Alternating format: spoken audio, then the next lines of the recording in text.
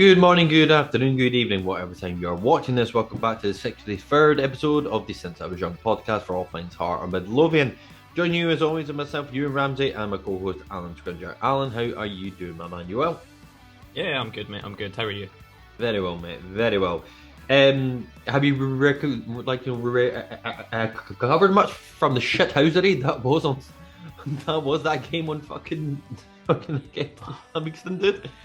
Mate, Dude. honestly, like, The what do you shit say? house in it. What can you say? It was just literally a free for all in that fucking game, Ugh, right? mental, absolutely mental. But yeah, just another wonderful example of VAR and its wonderful, wonderful application. And Scottish football at its fucking finest, and that Oh is what yeah, we're going to be, absolutely. and that is what we're going to be talking about this evening. Of course, we're going to be talking about the fucking excitement and the full of fucking shithousery, as just previously mentioned, from the weekend's action from Hearts versus Livingston, which ended in a very, very, very, very, very, very narrow 1-1 draw. And we're going to look back as well at the Rangers game midweek as well. And I would say we would like to bring you a preview of next week's game, but are we fuck? We've got the amazing World Cup to look forward to, like fucking heapy shite. So yeah, I mean, on that note, throughout the next however long the World Cup is, what is like what 4 or 5 weeks or something It's like that. I will. We're back in the middle of December. Yeah, so like let's In just terms say of like Hearts, yeah. So let's just say for argument's sake, it's about a month. So we will try to bring you as much content as possible. Obviously, we did mention on our Twitter that we will bring you a mid-season review. We're hoping to get a few guests on that, so that should be good. For the rest of the weeks to come, no idea. So we might take a wee break off because as we've been working so hard and to give you guys a break from listening to our pish. So we'll see what the weeks bring as we go along. But yeah, this is going to be your podcast for this evening. And just before we start, if you aren't subscribed to the Since I Was Young podcast, please think about subscribing, smash the like button as always. And if you wanted to get in contact with us via our Twitter page and our personal Twitter pages as well, all will be in the description as always. So we do hope you enjoy this podcast for this evening. So Alan, before we get into again the third time the shithousery, we can talk a bit about the Rangers game midweek, which was a 1-0 loss.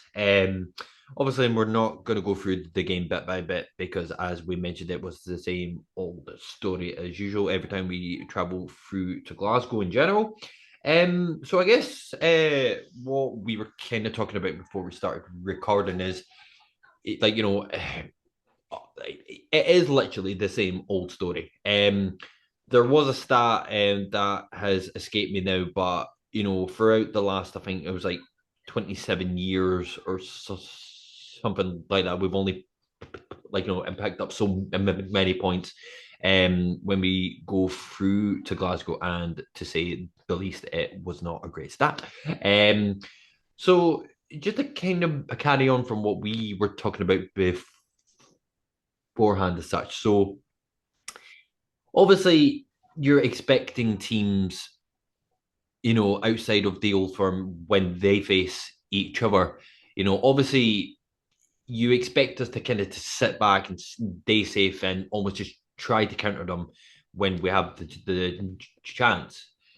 Obviously, we've said before as well that we want to see them have a goal as well to try and get in their faces, but obviously that in turn is that if we have our rest set up a bit too open, then we're most likely in for a fucking good hiding.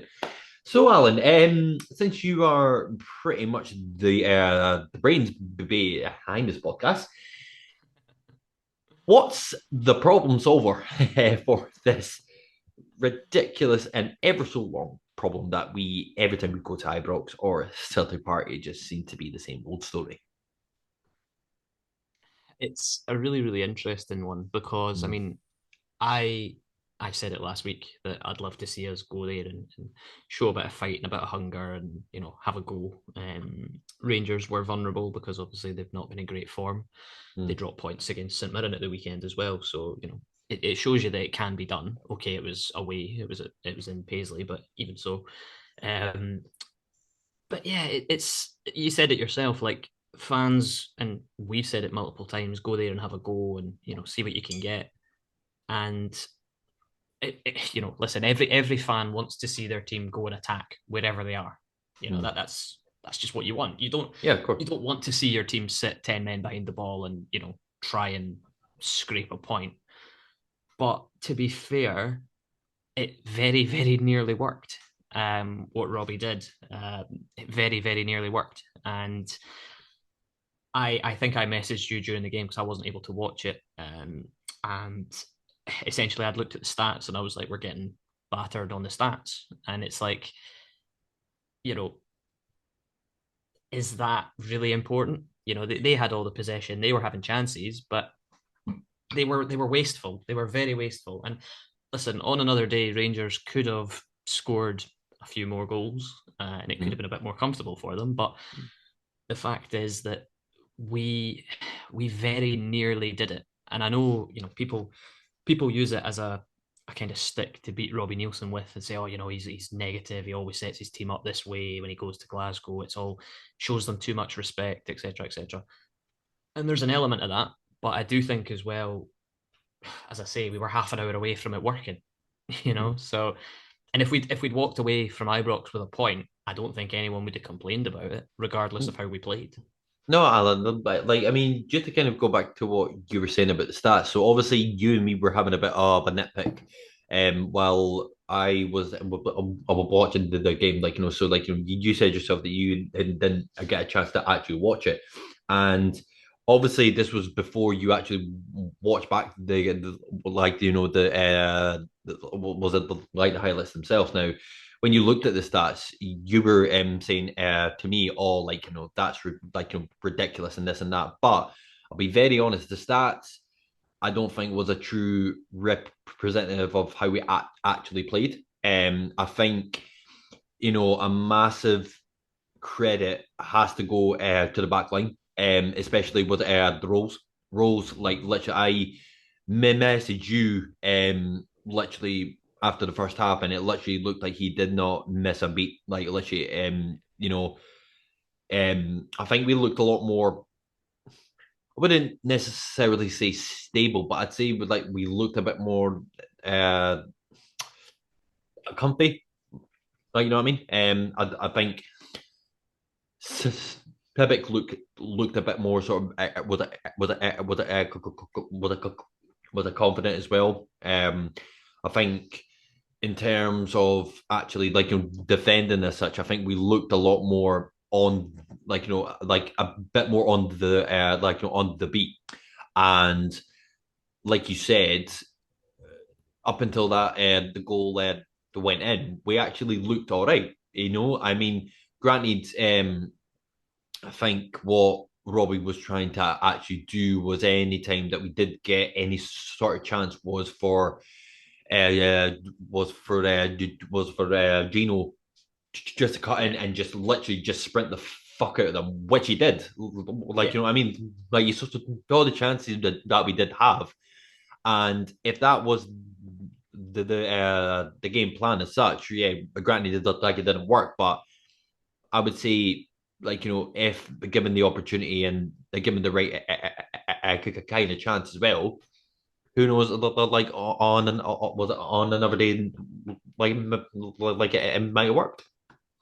yeah. I think that's the way to put it, and I think as well, like you say about like Gino being the game plan, I think we were massively missing Stevie Humphreys. I think Stevie Humphreys Yeah. is one of those players that is very. I mean, we saw it against, oh God, what game was it in Europe when he basically took the ball and just bombed through people? Was it Fiorentina maybe away? It was for Fiorentina, I think, at home. Yeah, When he just basically took the ball and just run yeah. at people and just run at defenders. And he's actually like he's a big physical guy. Like he's Mm. quite broad, but he can move. He can move. He can shift it, and I think that could have caused Rangers some problems because defensively they are a bit shaky. Mhm. But we just didn't get at them enough. The biggest chance was the Halliday one where it just went through his Oh, legs. I don't think he knew what was happening. I don't know if he the he ball came. expected it to get to him. Was it? I mean, either that. I mean, at first I thought the ball came at such a pace that it went through his legs, or his Mm. the Rangers cap. Like it was put on. No, no, fuck that. No, no, no. Like imagine the way. Imagine the scenes. Oh, Imagine the mate, scenes. honestly. See, Mate. I saw some horrific takes from Celtic fans on Twitter and even Rangers fans as well, Ah, saying, no, "Oh, of course. Andy couldn't face scoring against us because that would literally hand Celtic the title if Hearts had beaten us and stuff like this." It's yeah, but no, Never coming back from that. I do think Stevie Humphreys was a big miss. Hmm. I'm not going to say I'm slightly worried, but the fact we haven't seen him for a long time is a bit of a concern.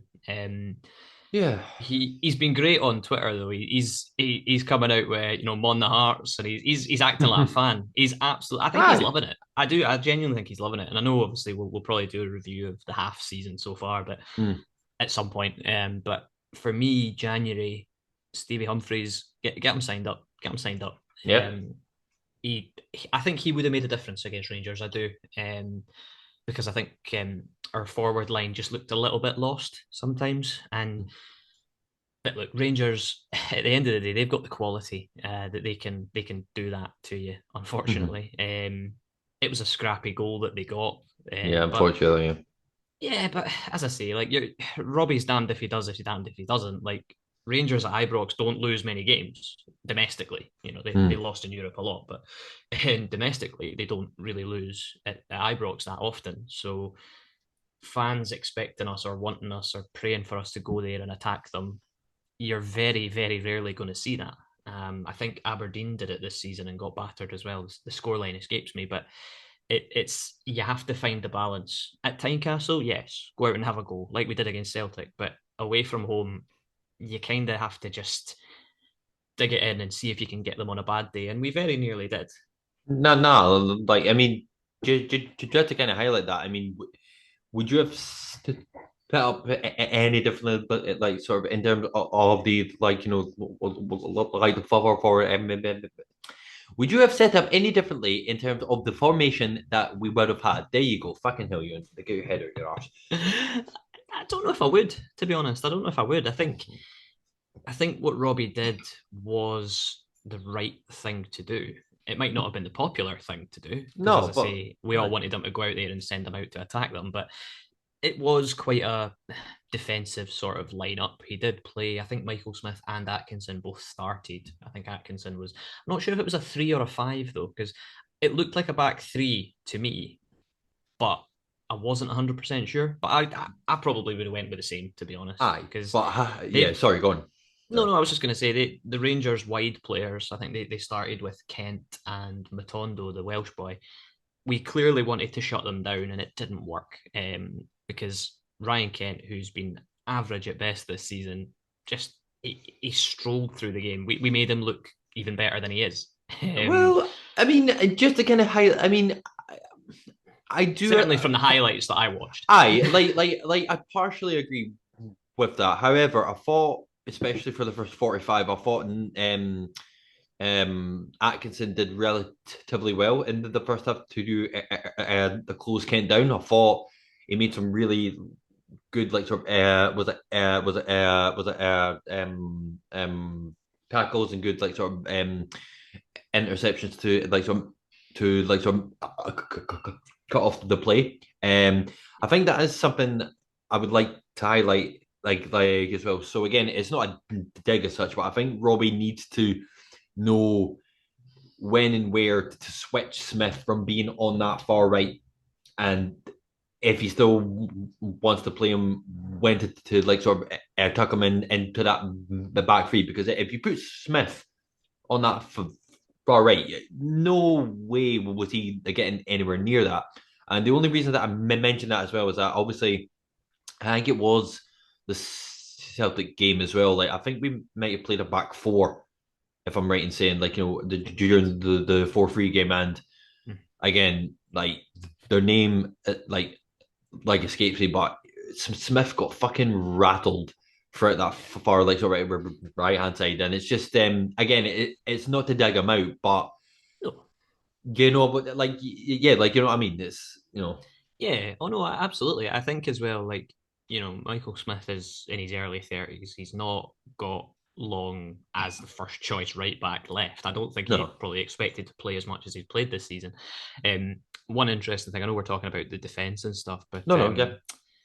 friend of the podcast, Daniel McIver, a name I've not dropped on here for a while. Hey, Um, Daniel. he posted something on Twitter which I thought was actually quite interesting. It Mm. was that Toby Sibbick and Kai Rolls, that was their first game playing together as a two. They've never played together in a pair before, and And yet, you would not have it known that. it's weird how many central backs we are missing in this fucking team, right? Yeah, yeah, but you wouldn't have known that they've never played No, together as a two, no, because certainly from the bits that I saw of the game, they were very comfortable in what they were doing, yeah. which is nice and a nice change from the norm that we've seen for the last few weeks. Yeah, and I mean the one thing, the kind of last thing to say about it, I think, Mm. is I read somewhere Robert Snodgrass gave an interview. Can't remember who it was to, but he essentially said that you need to have the belief in these games that you can go into them and get something. Um, I don't think it's a belief issue. I don't think it's a lack of belief. I just think it's a quality gap. It's the quality gap Yeah, that's, between yeah. what they have and what we have. But I mean, saying that, like, I don't think we lack belief. I think we saw it against Celtic at Tynecastle. That was hunger and belief and fight to try and get something, and we came very close. As I said, it's. I don't think this one's on Robbie, and I'm not gonna slate Robbie for it because he's the manager. He put the team out and he picked it. He Mhm. picked the system. Some people might say it's negative. Some people might say, "Oh, it's typical Robbie. He's doing it again." you know, saying Rangers were there for the taking at Ibrox. It's like they very rarely are. They very Not rarely really. are. Not really. And yeah, I mean, it's frustrating. I've used that word again. I've not used it for a few weeks actually. That's new.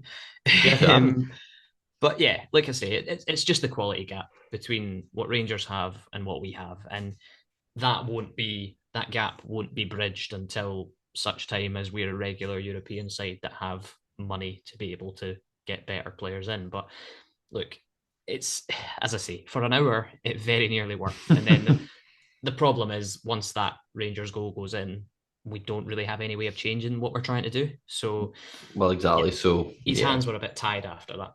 No, man, exactly. And like you've probably said it yours, so there's probably not much to add to it. So we can move swiftly on.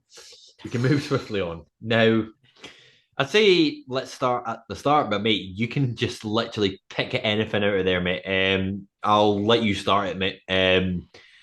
It was a game that had everything. Like, it literally had the goals, had red cards, had was it penalties, had Yeah. red cards that didn't. They get fucking was a red card. He's like, literally, mate. No. You had Robbie running on, was it to the pitch and all. It's like, honestly, mate, you can just pick and start anywhere, mate.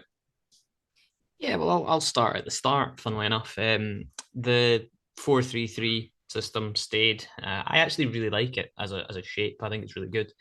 Um, Halliday was due to start, but I think he did something in the warm up, or he was carrying a knock that he made it worse in the warm up or something. Devlin came in because Devlin was on the bench, so he Mm. came in for him, which I wasn't overly worried about when I saw the team sheet. I thought, well, it's still our first choice midfield essentially. I think it was Yeah. Keogh, Snodgrass, and Devlin.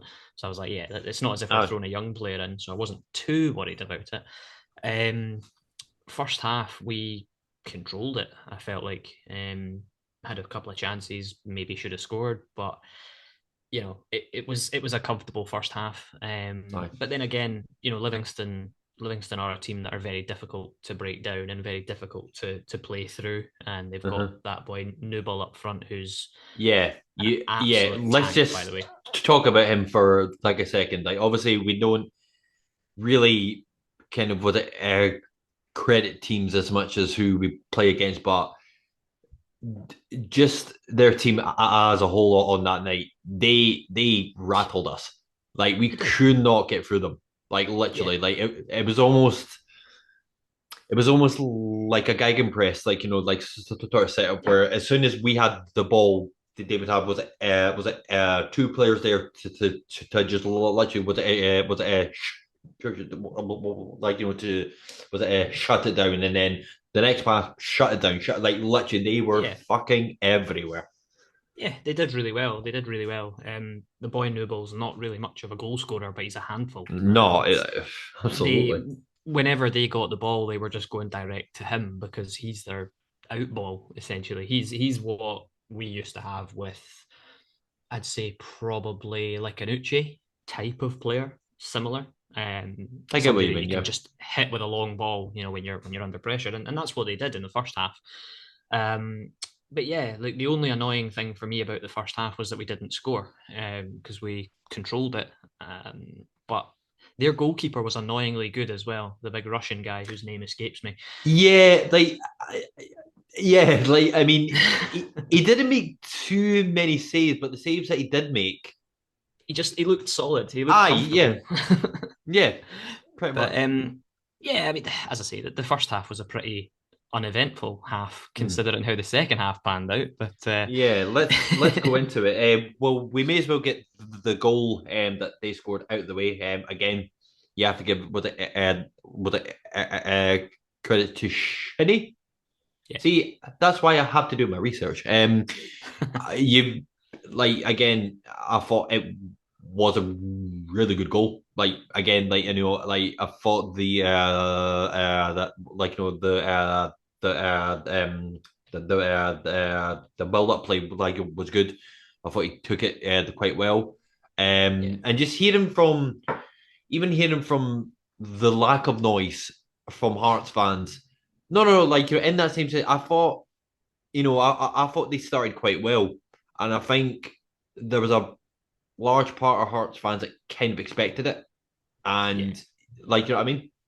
yeah, definitely, absolutely. I think because we'd controlled the first half as well as we did, Mm, and not score, you always have that bit of first goal is going to be huge here, and so it proved to be. yeah, As I say, Livingston are quite defensively solid, so they got the first goal, and then it was like, okay, well now it's on us to try and get back in the game.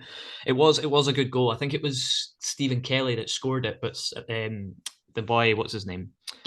You've just said him, Shinny. Any? He got the assist for it. He got the assist for it, and So, it was Kelly. It was Kelly that it was a good strike. It so, was a good move. so he essentially scored then, like you know what I mean, so it's Essentially, fine. yeah, essentially. Ah, And to be fair, I did have to look it up. That's what I was just doing there. I just looked it up while you were talking because I couldn't remember who scored. Up I to thought it date, was, top of the line, fucking research from this fucking Since yeah, Every podcast, mate. That's why I thought it was people fucking Shinny as watch us. well. Absolutely, mate, absolutely. Why else? But aye, and then they scored obviously, and then Robbie had to kind of change it a little bit. He brought on Mm. Alan Forrest for Cammy Devlin, and Connor Smith came on for Keogh. Yeah, Two fairly attacking changes. just before we crack on with that, because I did want to get your like, was it like your like was it opinion on this? So obviously, you know, as the game went on, things did happen, which again we will talk about. But just the main thing, I just wanted to get your take on it. So I felt fucking horrible for Smith when he was a substitute, and then maybe 20 minutes on, he got substituted off. Yeah. What do you think of that? Because the main thing for me was that's going to knock his fucking confidence down a peg. And I know that Robbie's not scared to kind of make these decisions, but do you think it was necessary?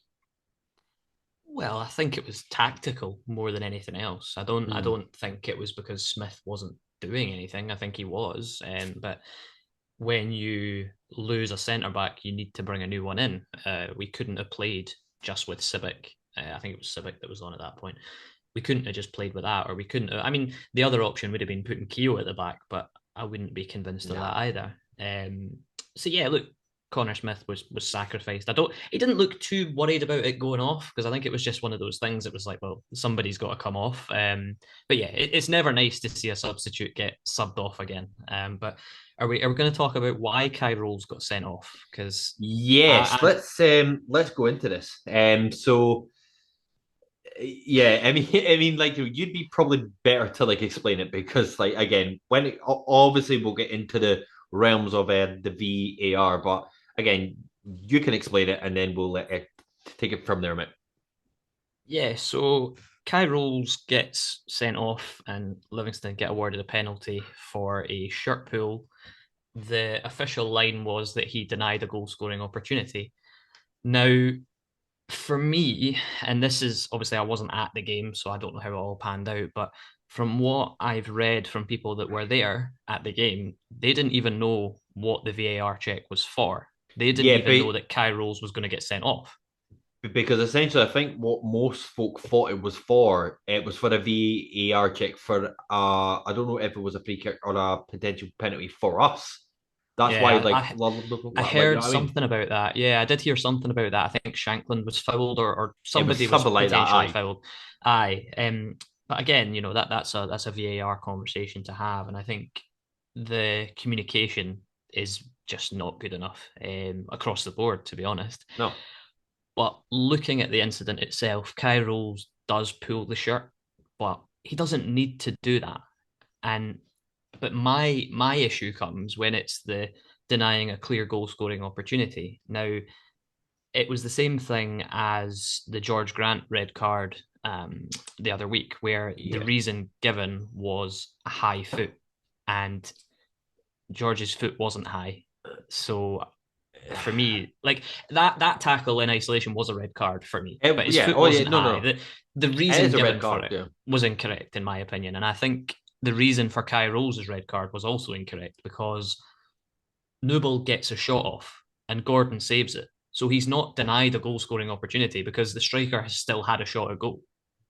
Like I'm But not do you, I'm not saying it shouldn't have been a penalty. I would have if I was the referee and VAR wasn't a thing. Imagine remember that magical world where VAR doesn't exist uh, and games lasted 90 minutes rather than 97. uh, but I thank would have fuck it lasted 97 minutes. So Aye. fuck. Well, aye. Aye. But I ultimately I would have given the penalty to Livingston. I wouldn't have sent off Kai Rolls because the shot was still put away. And that was my kind of thought on it. I don't know what you think, but that was what I came across.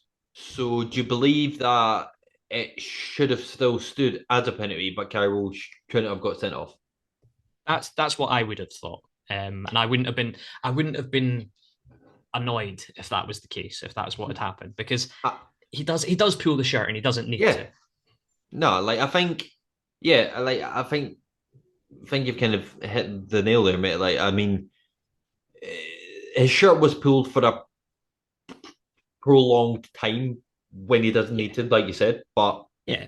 um, in terms of it being a red card, like I mean, I, I was about to say like I understand why, but I don't understand why. Like literally, Yeah. like fucking like you know what I mean. I mean, just before we go on, was it to the next one? Like you know, I mean, if they had scored that, like you kind of thought the game was put to bed, because I Yeah. believe I think Laurie mentioned it on the commentary that it's been 23 years since Livingston have won at Tynecastle, like or something like that. But Probably. to be fair, it was a good save It's a very, by the skipper himself. very good save. I, as I say, I watched it and I didn't like. I saw him diving to the left, and I thought, "Oh, it's Yeah, a goal! It's a goal!" And then you just see his leg just connect with the ball. But then there was apparently, I don't know if it was reviewed or checked, but there was a lot of concern that Gordon was off his line when oh, he his made the line. save. Yeah, I But heard I about that don't, as I well. don't, I don't know if it was actually officially reviewed or not. But essentially, for those that don't know the rule, the goalkeeper needs to be on the line or behind the line when he saves a penalty. Uh, If he's any way beyond his line, they have to retake it. because it's seen as like encroaching on the penalty Aye. taker. But no, they showed a replay and Gordon's foot was behind the line when he made the save, so no issue there. Mhm. But yeah, it was like you say, it was a massive moment because if Livingston score that, then game's done. And Yeah. obviously we're down to 10 men. But the biggest positive of the day for me came slightly after the penalty, or just after the penalty, because we saw the return of Craig Halkett. Now I know we spoke about Connor Smith going off, being subbed on and then being subbed off again, but seeing Halkett run out on that pitch was glorious. I was like, oh, we've missed you so much. And he was on the pitch for 15 minutes, and he looked like he'd never been away. As per Alan, like I mean, again, like granted, I know he was kind of thrown into like a right, like let's like was it all hands like sort of was it to the deck like sort of thing, but it was a shame that we didn't get to see both Halkett and the roles in the same fucking lineup, but no, like in general, it is nice to see him back as well, and obviously slowly but surely, apart from the long term injuries that we've got, like mainly the boys and the Benny. It'll be nice to like slowly see like a full squad. They sort of like Yeah, slowly come back, like you know what I mean. yeah. But yeah, it was great to see him back. I think again one of the main talking points that I think we have to talk about in general, um, and it wasn't even the fact that we got another player to send off. I think it was the general lack of communication in terms of the VAR as well. Now, you just like sort of mentioned there. So obviously, Jorge's was a tackle. Yeah, granted, it might have been for the wrong reason. However, it was a red card. However, how the fuck Alex Cochrane is stayed on that pitch after the tackle that he put in? Now, I'll be honest, even at the first look, watching it in the real time, it looked a nasty fucking challenge. And not even the fact, right, that he got away with it, the fact that he got reviewed as well. It got Yeah. reviewed, and they said, "No, no, man, it's fine." Like, I know. I'm not saying this like in the fact that was I did want our player to get his sent off. No, absolutely not. Oh But no. if we're talking about fair play in general, like what the Yeah, fuck? Like the it's boy, horrendous. like Cochrane took him out, like clean Yeah. took him out. Got none of the ball. No. It got put to VAR. Like what? What? I know, I Like, know, it's I know, I know. mental. We can only assume that there was an angle that we didn't see that VAR saw. We can only Because assume that it was Stevie fucking the Wonder in the fucking VAR room, mate. Seriously, like might as well have been, to be honest with you. Even some of the penalty claims, which I'll talk about after. yeah, absolutely, But yeah. yeah, like the Alex Cochrane tackle, I couldn't believe it. Like I thought, at least he's going to give him a yellow. At least At surely. least, yeah. But yeah, they reviewed it for serious foul play or whatever it's called, and the fact that they didn't even give a foul, like we got the ball, we got the throw For in, throwing, you've which got the throwing. yeah, which is mad. But obviously delighted because No, no, it of course meant we didn't that, go but down to 9. no, true, but But I mean, yeah, like it was bizarre. And Robbie mentioned kind of after the game in his interview, he was talking about the various decisions, some of which we haven't spoken about yet. But mm, he said the fact that there's the delay um, from wherever they're sitting in Glasgow watching the game to then communicate with the referee. I don't, and it's funny, I had this conversation with someone. I don't think the delay is based off of location. I don't think it's based off no, the fact that they're in Glasgow and we're in Edinburgh, because no, that to me doesn't make any difference no. because you don't see that in England. I think the delay, and Robbie said it after the game as well. He said you shouldn't need to view an incident 20 times before you make a decision. 2 or 3 times at max, and then make your decision because the VAR hub or whatever it's called, they've got all the angles that they need to see. So they shouldn't be taking, 3, 4, 5 minutes to make a decision. It should be, a minute, 2 minutes, right? View an incident, slow it down if you have to, and then let the referee know what your call is and what you recommend. And then I think as well, this is something else that I want to speak about, and probably more relevant when you get to the penalty decisions. But I remember when VAR was introduced in England and the referees were not really using the monitors at the side of the pitch all that much. Mm-hmm. But now they do. Now they go and check because they get the word in their ear and they say, right, yeah, you need to go and have a look at it. That's not happening up here. It's happened a couple of times in games that I've seen where the ref has actually physically gone and looked at the monitor I and think he did it for watched it the again. penalty, for that Yeah, game. yeah, he did. But that's what I'm saying. I think at the moment it's kind of the referees are kind of trusting the people in their ear far too much to change their mind. It's almost like the referee has made a decision on the pitch. The person in his ear then says, actually, we think you've got that wrong. So the referee just goes, okay, yeah, I've got that wrong. It's like, no, go and watch it again and then decide yourself if you've got it wrong. That's Aye. To me, that's how it should work. Yeah. But as I say, VAR is something that we're stuck with it now, whether we like it or not. They're not going to get rid of it as much as we might like them to. They're not going to get rid of it. But the just moving on to the penalty claims that I wanted to talk about. There was a couple for Hearts. One that I got quite a lot of conversation out of because I didn't think it was a penalty and everybody else seemed to think it was, and it was the one where the Livingston goalkeeper wipes out Cammy Devlin. I'm not sure what you thought about that. I mean, when the incident first happened, I didn't think straight away that it was a penalty. Yeah, I mean, that's all that. I got to say on it. I mean, I didn't.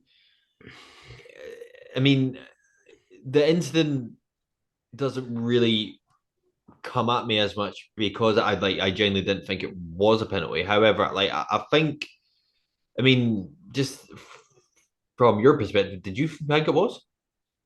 I didn't, but everybody else seemed to think it was. And I can understand why people think it is because the goalkeeper does come out and wipes out Cammy Devlin and the ball's not there.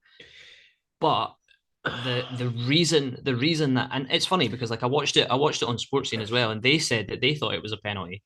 And Yeah, but he's coming for the ball though. I mean, yeah, see, he's going that's my view. for the ball. So yeah, see, that's my view as well. I think the ball is there to be won. The exactly. goalkeeper's coming out to win it. Cammy's going in to try and win it. The ball doesn't get to them because the Livingston defender, whoever it was, totally escapes me, but he wins the header. He clears the ball, and it's momentum of the goalkeeper and Cammy Devlin that brings them together. That, for me, is the only reason why it wasn't even reviewed. That's what I think in my head is why they didn't review it. But there's also an element of if the referees missed it, then the review should happen. Do you know what I mean? Because that's what it's meant to be for. That's what it's meant to be for. So I understand, and lots of people said to me, "Oh, it's a penalty, clear as day, because the goalkeeper wipes him out." And yes, they're correct. The goalkeeper goes right through him, but the ball's gone, and I think the momentum is the issue. But yeah, as I say, I would have liked to have seen it reviewed. That's what I'll say. And the fact that they didn't review it is again the confusing aspect of it for me, because like I say, I thought that VAR was meant to be there for when the referee misses something or the referee makes a clear and obvious error, which I would say missing that kind of foul is a clear and obvious error.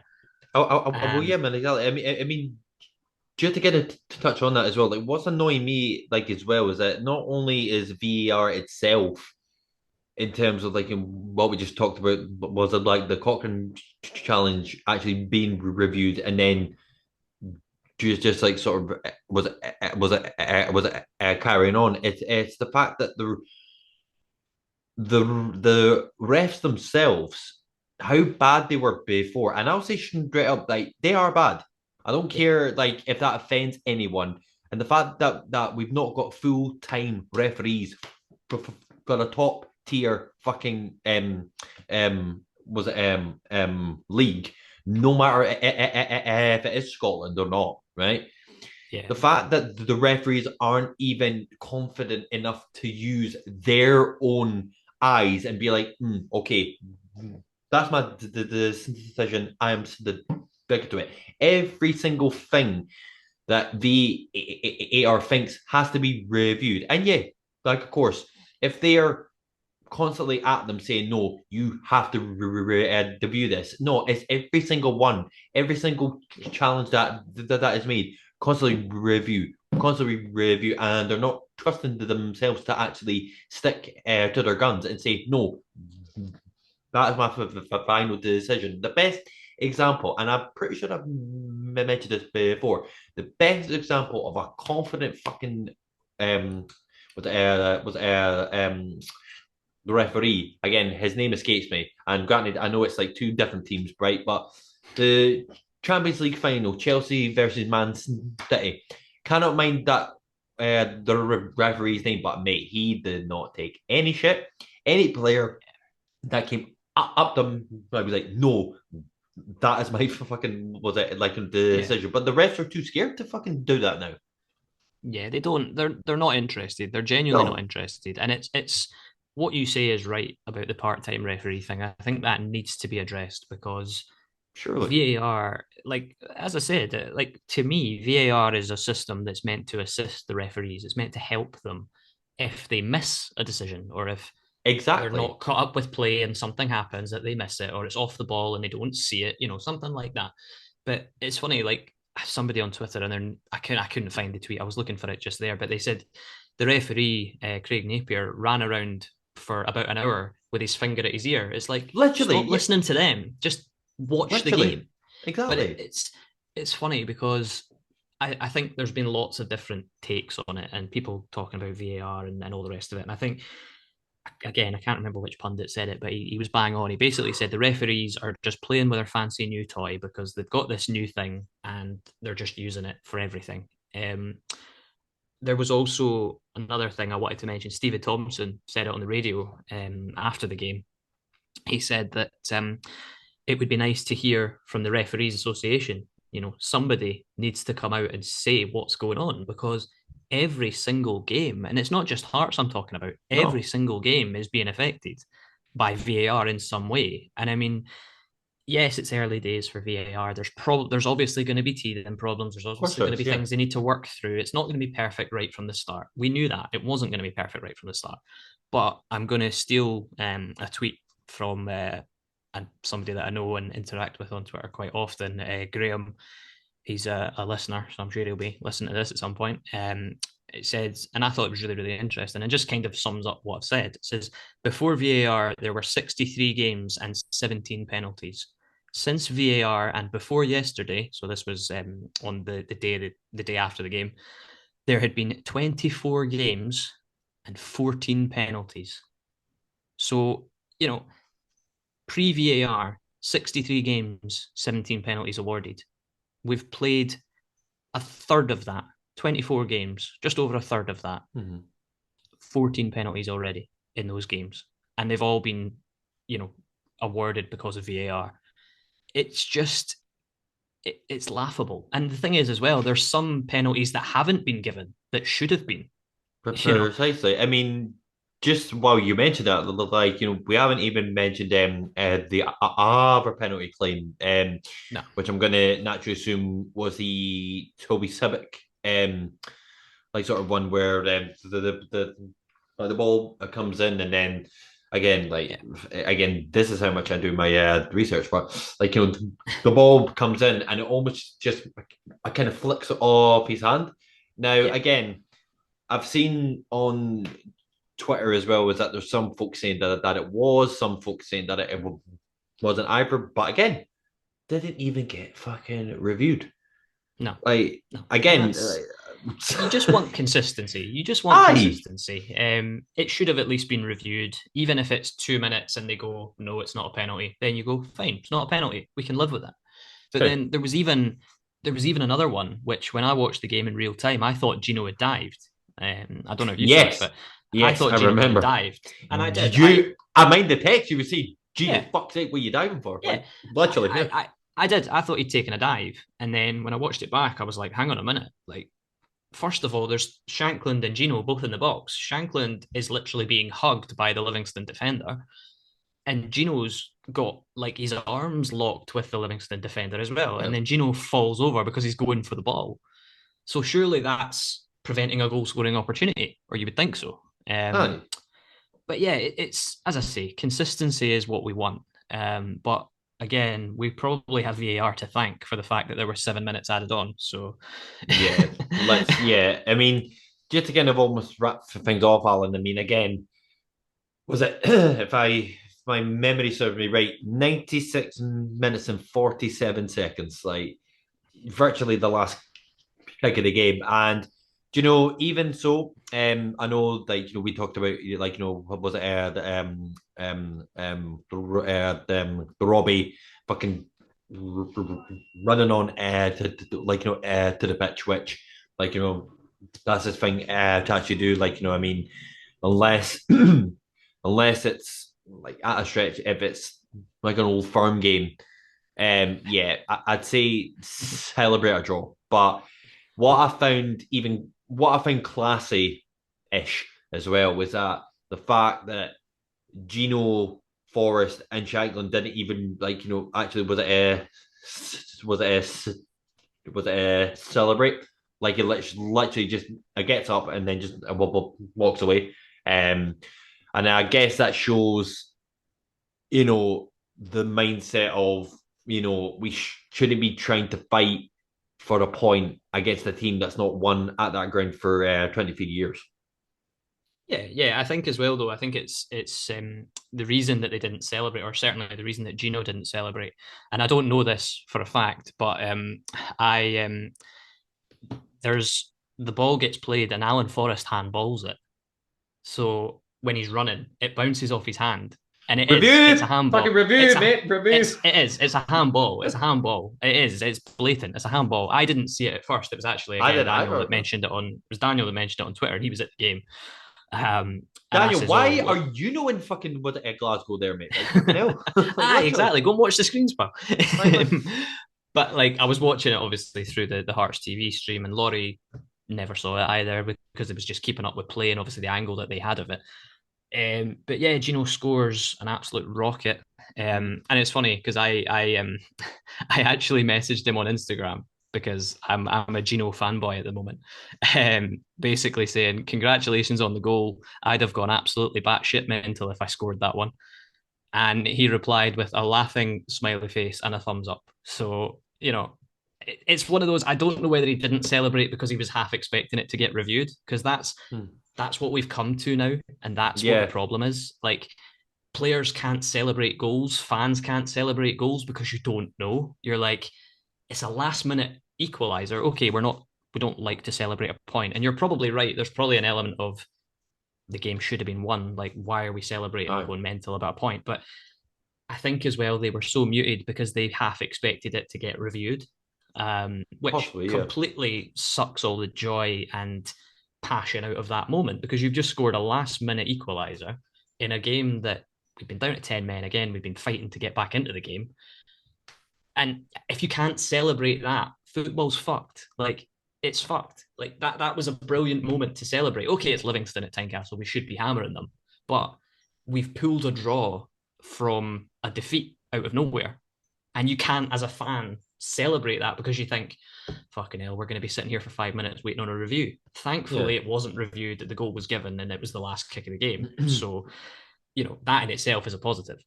No, man, exactly. I mean, kind of moving on from that as well. So obviously, as we said at the start, is that obviously we do a preview for the next game day, but of course I got the World Cup for the next 4 weeks. Obviously, the only thing that we will add to mention on it, because neither myself and my co-host like are asked was like about the World Cup itself, but we would like to wish the best of luck to Nate Atkinson, Akami Devlin, and Kai Rose. We do hope you do well in the competition. Other than that, absolute shite. So as we did say at the start as well, we are going to do a mid-season review. We are hoping to get a few guests on, who they are. We have no idea yet, but we will be sure to bring you a few new faces on to the pod for that as well. So if you would like keep an eye like on that. But just before we wrap things off, Alan, in a very short like sort of a context, how would you feel in terms of where we are right now? Are you relatively relaxed? Are you panicking a little? Are you concerned or? I'm content, I would say. I'll Four take that. points off, 4 points off third place. Squad players coming back, important players coming back. I think everybody's saying it, and Michael Stewart said it on Sports Scene as well, that we do have the third strongest squad in the league. Mm-hmm. Um, with everybody fit and available and raring to go, I don't have any worries about us. But we've got to get consistency. I think that's the most important thing. Yep, I agree with you there, mate. So yeah, that comes to the end of the 63rd episode of the Since I Was Young podcast for all things Heart of Midlothian. Thank you for all for joining us as always. It is always greatly appreciated. And if you haven't subscribed, please think about subscribing to the YouTube page and smash the like button as always. And if you want to get in contact with us via our socials as well, please feel free to do so. All the links and will be in the description and on screen as well. So from us, that'll be it for like in terms of the games for the next 4 weeks. But we will hope to bring you some content as well that we do hope you will enjoy. So from myself and Alan, we do hope you have yourself the great week, and we will see you in the next one. You take care. Bye for now.